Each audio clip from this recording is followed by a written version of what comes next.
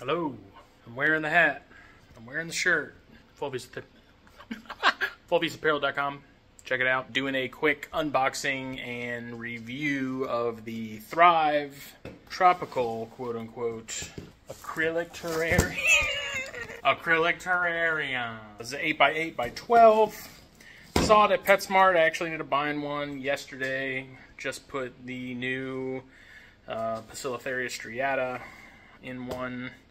I got this one thinking that maybe the other Regalis I got would be a little big enough to live in that for a while, but I think it has at least another molt or two to go before it's probably ready for that. So I bought a second one today and said, you know what, I'll put it together, I'll show the video of the build, and then I'll hold on to it, and then when that Regalis molts, we'll be ready to go.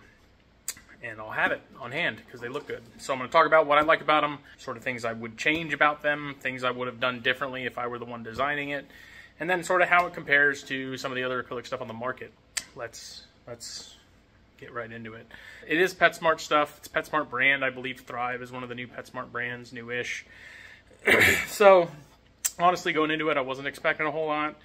I was expecting to be kind of crappy. Didn't really know exactly what to expect. From the picture they show you on the box, it's kind of hard to tell exactly what you're signing up for, but I was pleasantly surprised, which I will get into that in a minute. So let's start building.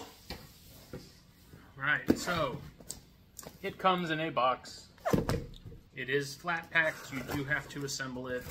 And I actually shot this video yesterday when I was unpacking and building the original one. I was at work though. The phone was ringing a lot, and there was just some stuff that I kind of wish that I had opened the box and showed you how it came before I actually took it apart. It's got instructions, and then it comes with plastic rivets. Believe it or not, this is what holds it together. Stick with me, because when I saw these two, I was like, this is going to be garbage. Just wait. Don't base it off the plastic rivets alone. Comes with these free foam pieces, and then it comes in one side, another side, back side, front side with the door attached, your top, and your base. I spilled Monster all over my shirt, so don't judge me too hard. So we'll start with the base. Go ahead and unbag that. Right off the bat, I like that it has feet. I appreciate the fact that it has feet. It is a hard plastic. So from the picture on the box, you kind of think that maybe it's just like a flimsy plastic liner type deal that everything fits in, but it is not. It is actually a very nice, dense plastic. The instructions are then going to tell you to start with the side panels. So you have a left panel, right panel, and when you put this together, the ventilation holes that it has on the sides are going to be what's up, not on these sides. And so it just sits in here like this. Let me go ahead and then there's our other panel, and all the holes line up. So you see holes here, on the inside here, there's holes on the side. It'll all make sense. Our back panel now. This one, so there's a long bottom section where the sliders here on the side, or the side pieces, start up higher. And then there's another side where they start off and it's shorter. The long panel is what goes in the base.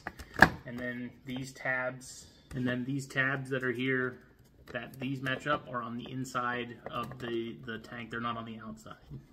Now we're going to take our front panel.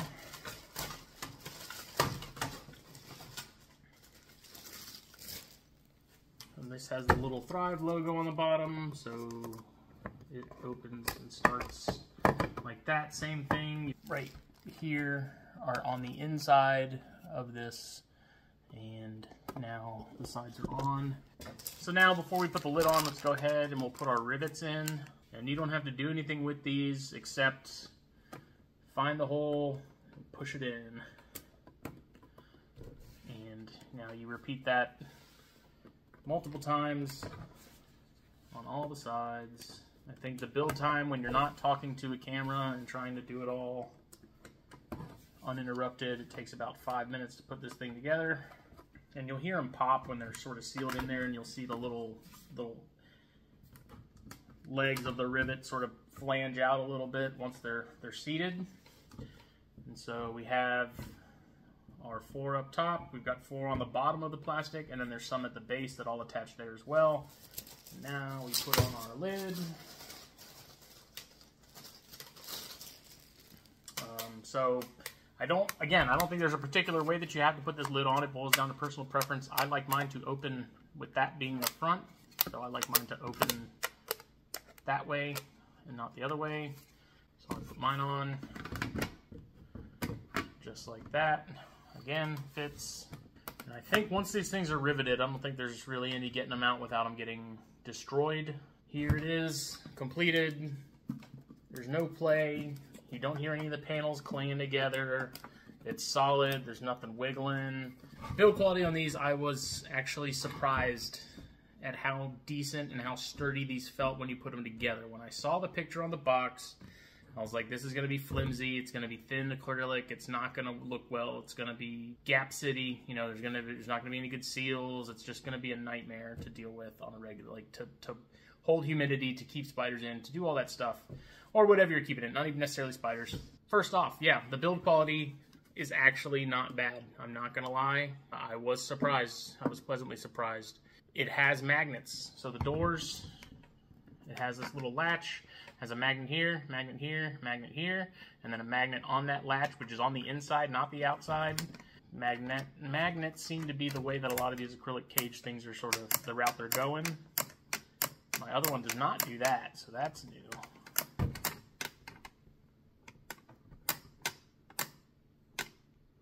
Yeah, so my other one didn't do that. Still opens fine, no issues. I just don't know why it clicks. That's bizarre.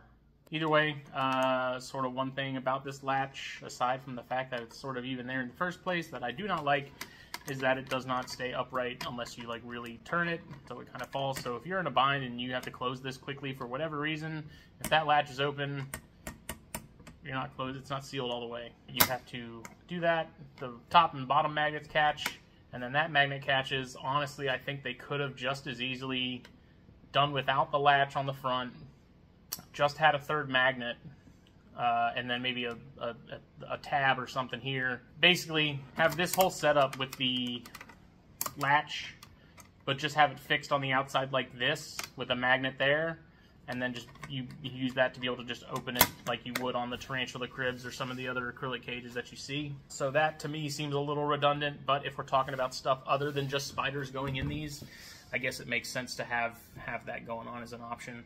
Otherwise, I mean, the magnets, so even if you don't have this latched, it requires a little bit of effort to open that. So it's nice because it is like whatever's in there, unless you're putting something oversized that somehow is able to push its way out, it's likely to not go anywhere. Top also opens, like I had mentioned before. I like to have mine open from the front. My main gripe with this is that this is as far as it opens up without, it's not hinged. So it's a whole piece that just slides out. And then there's like a lip that it slides into here, which then closes. I like having hinged lids. I think this would have been fine if it was like hinged some way or another to where it opened up more than just this, just for the sake of being able to get in there. You know, the fact that it is removable is great, but if you're dealing with fast-moving stuff, you're dealing with HMAX, you're dealing with Bacillotheria, you're dealing with Stromatopelma, Salmopius, you know, stuff that has the easy ability to take off and run. Not ideal, but it's fine. Magnets on all 4 corners of the top here that keep it in place. It does have some play, but those magnets snap it right back in place, if you can see that. So that's how far it moves. If you let it go, it just moves right back. So the lid is on there good. It's got ventilation on the lid as well. So you have ventilation on the sides, on the top. Overall, not bad. The other thing, going now to the bottom part, is when I put it together, I fully expected this substrate dam, the space between this outside pane and the substrate dam, to be a place where all kinds of substrate and junk gets stuck in and it looks like crap and it starts to mold, whatever. I can say, having just put together the Striata one and just pouring the dirt in from the top without a cup or anything, I did have dirt hit this little little ledge on the top here, but none of it made it in between the pane of glass and that dam. So amazingly, the seal on this is actually pretty damn good. I can see it, you know, water and stuff getting in there over time, depending on how heavy you're misting and whatnot. So maybe that would be an issue, but honestly, it's not. It's good. It's solid. This is again an 8x8x12. I will go get the striata enclosure and show you it with the spider and everything else set up inside. All right, so here it is. Striata, just set this one up. Again, you can see the dirt and stuff has not fallen in between this. I do see some moisture here. No big deal. The top is solid. This girl's already starting to web. It's a decent size. She's a decent sized sub-adult. Substrate dam works. It's a solid, I don't know, 2 inches deep, so it's enough for you to add whatever substrate you would need to add. This is the Reptisoil from Zoomed. There's some right there. That's the one that I use. There's that, and then there's like the Night Creature brand from Zoomed, which I'm almost positive is the exact same thing, just sold in a smaller bag so they can make more money. I like this stuff actually over the Eco Earth that I've used previously with tarantulas, mostly because this seems to drain a little better. If you've ever dealt with Eco Earth or Coco Core or whatever you want to call it, if it's dry, it almost seems hydrophobic and takes a while for that water to really sink in. So this stuff I like a little more because it seems to drain a little better. It doesn't seem to be as dusty either as you get with the Eco Earth. Overall, I'm very impressed. So how do these compare to the tarantula cribs or other brand of acrylic cages? For one, these are $40 at Petsmart, $39.99 for an 8x8x12.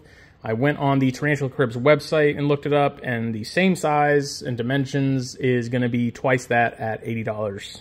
If that matters to you, cool. I have some of the Tarantula Cribs. That's what I have my Tiny Regalis and Tiny Metallica in right now that I got at Daytona.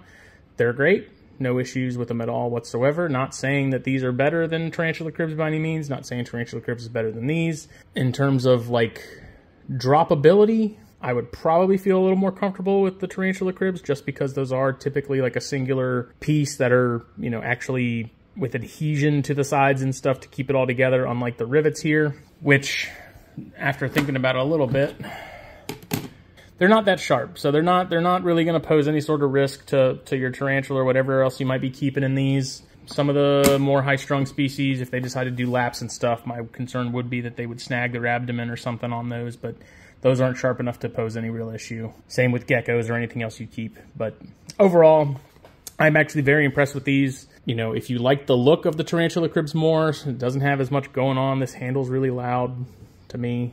There's a lot going on there. Then by all means, do those. I think if you're in a pinch and you need something, maybe short notice, these are a really good option.